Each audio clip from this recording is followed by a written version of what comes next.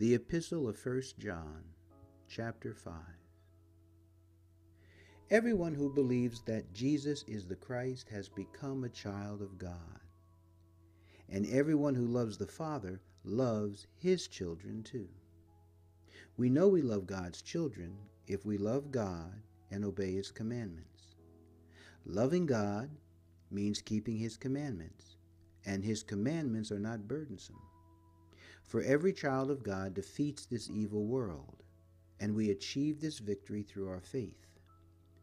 And who can win this battle against the world? Only those who believe that Jesus is the Son of God. And Jesus Christ was revealed as God's Son by his baptism in water and by shedding his blood on the cross. Not by water only, but by water and blood.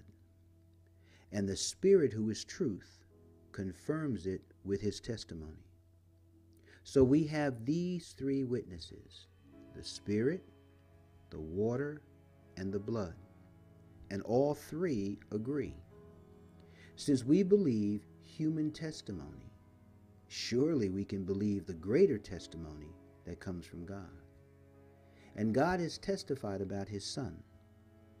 All who believe in the Son of God know in their hearts that this testimony is true.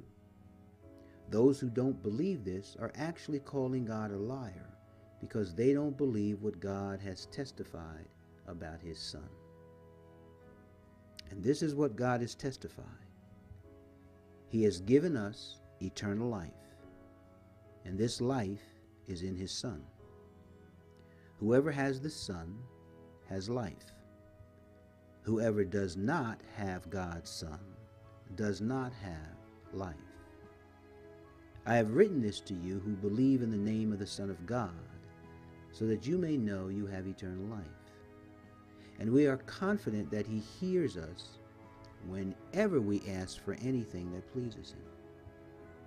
And since we know he hears us when we make our requests, we also know that he will give us what we ask for.